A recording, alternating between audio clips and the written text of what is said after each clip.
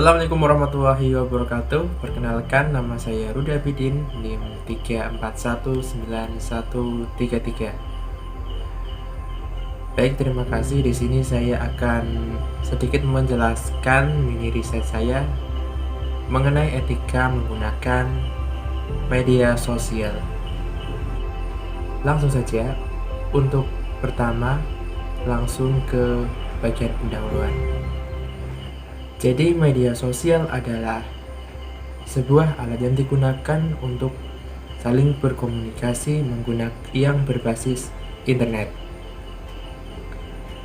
Internet adalah suatu jaringan yang bisa menghubungkan antar orang per orang dengan jarak yang jauh.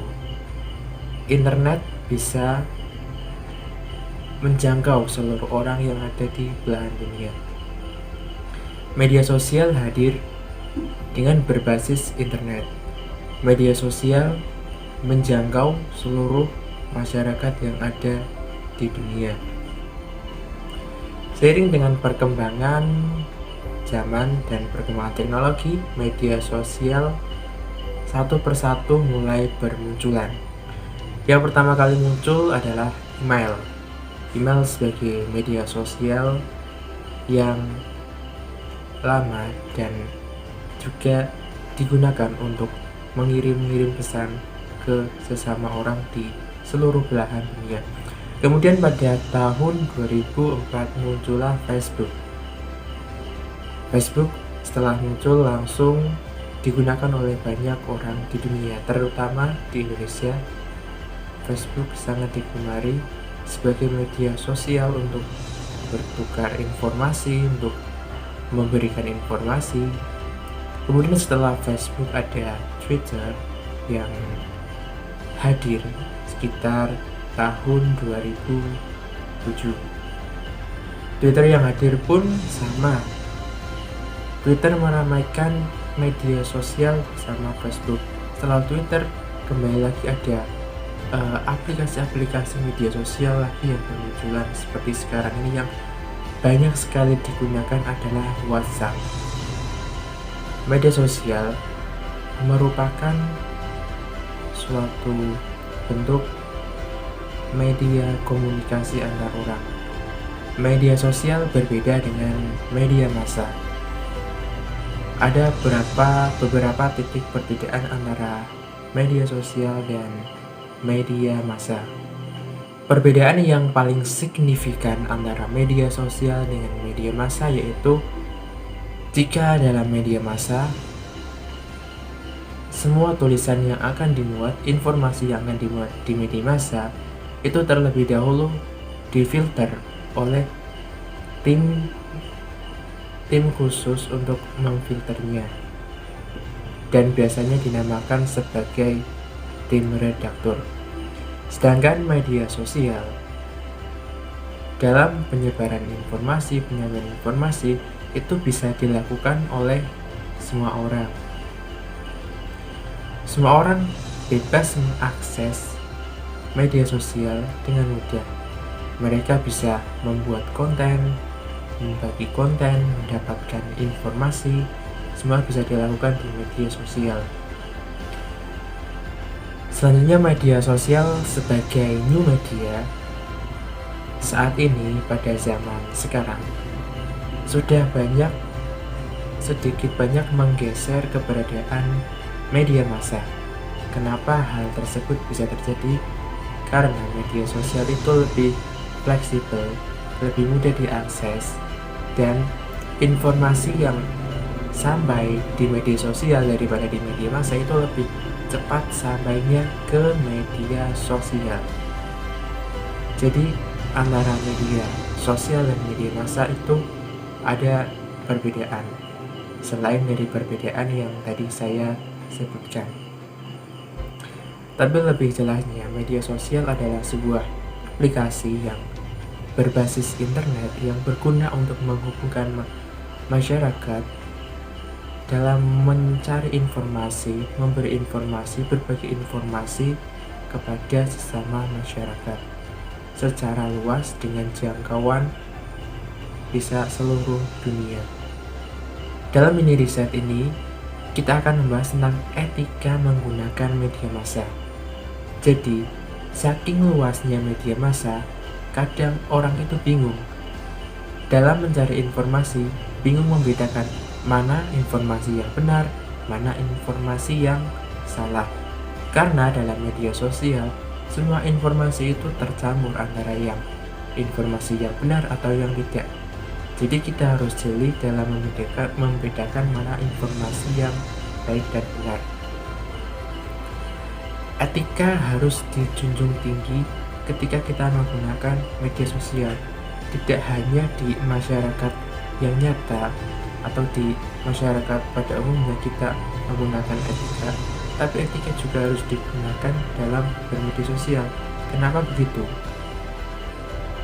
Sebab sudah banyak terjadi kasus atau kejadian yang disebabkan dari kesalahan menggunakan media sosial, terutama etika dalam menggunakan sosial. Misal saja, saat kita mengomentari postingan orang yang ada di media sosial, secara tidak langsung orang yang kita komentari pasti akan bereaksi. Jika komentar kita positif, maka mungkin saja reaksinya akan positif. Tapi jika komentar kita negatif, mungkin bisa terjadi suatu gesekan antar kedua orang tersebut, dan mungkin bisa menyebabkan konflik yang tidak hanya terjadi di media sosial, namun bisa berlanjut ke dunia nyata. Itu sebabnya etika itu penting diterapkan di semua lini, termasuk di lini media sosial. Kemudian yang dimaksud etika itu apa? Etika adalah suatu tatanan atau tata cara manusia untuk bergaul dalam masyarakat. Bagaimana caranya agar seseorang itu bisa bergaul dengan baik tanpa menimbulkan sebuah konflik. Itulah yang disebut dengan etika. Adapun etika berkomunikasi dalam menggunakan media sosial ada berbagai macam bentuk. Seperti pertama, dalam berkomunikasi di media sosial harus menggunakan kata-kata yang halus. Tidak boleh memakai kata-kata yang kasar. Karena mengapa? Kata-kata yang halus dalam bermedia sosial itu akan menimbulkan efek yang baik juga bagi pembuatnya atau pembacanya. Jadi walaupun di media sosial itu informasi yang kita terima, kata-katanya tidak terlalu baku dan tidak seperti karya ilmiah, tapi setidaknya kalau kita membuat suatu informasi itu menggunakan kata-kata yang halus, kata-kata yang baik, bukan kata-kata yang kasar yang bisa menyinggung orang lain. Selanjutnya adalah provokatif. Dalam media sosial seringkali kita menjumpai isu-isu atau informasi yang bersifat provokatif. Isu-isu provokatif biasanya terjadi ketika ada pemilihan umum.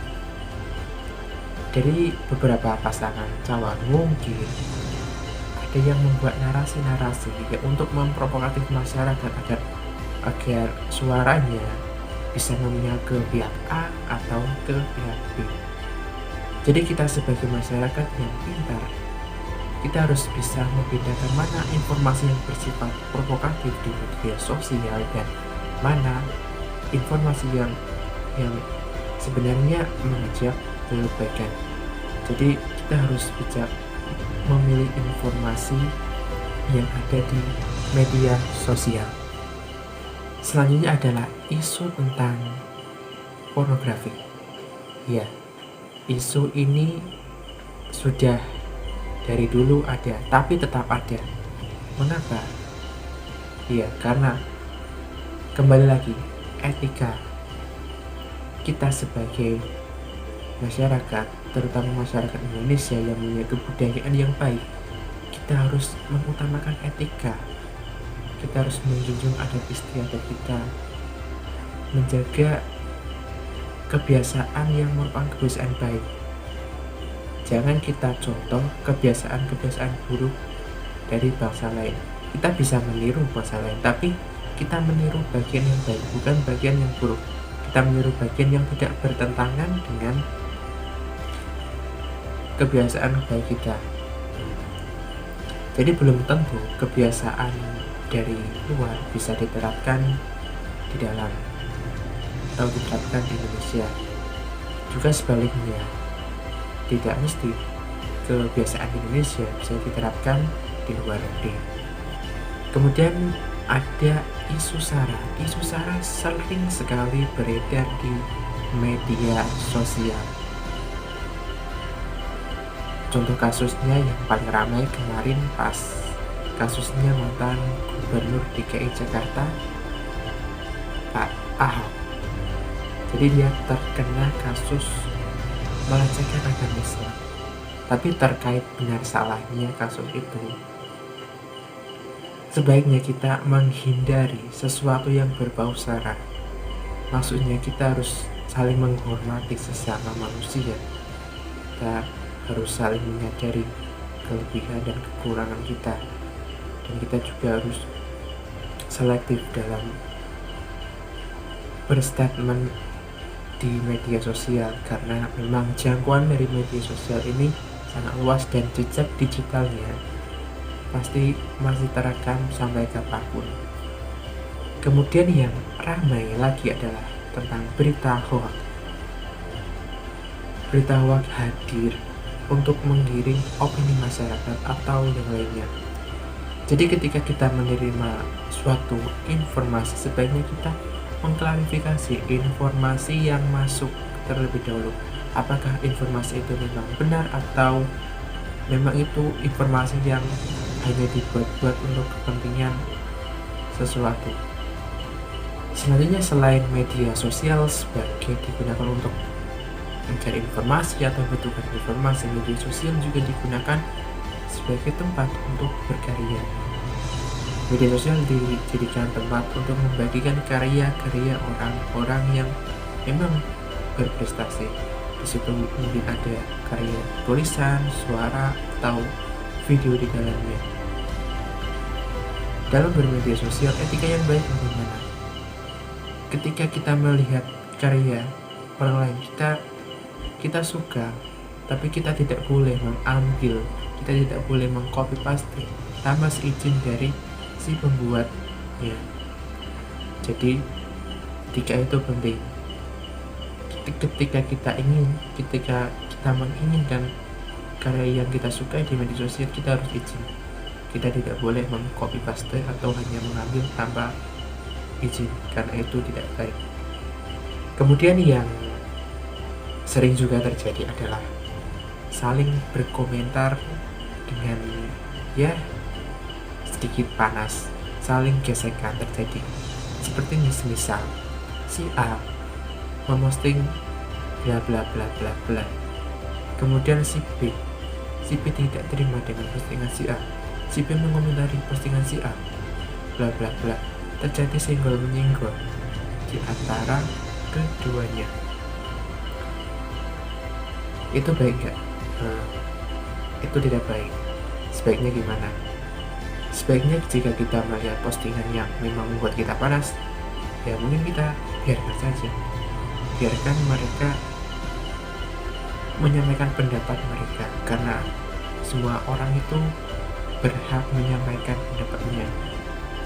Jadi kalau kita berhak menyampaikan pendapat, berarti kita berhak komentar di sana. Iya, kalian boleh berkomentar, tapi berkomentarlah sewajarnya. Dijaga semaksimal mungkin tidak terjadi gesekan di sana. Karena apa? Karena jika terjadi gesekan di media sosial, itu biasanya akan berimbas ke dunia nyata. Bisa saja terjadi konflik yang berkepanjangan. Jadi hindari berkomentar yang kasar terhadap postingan orang.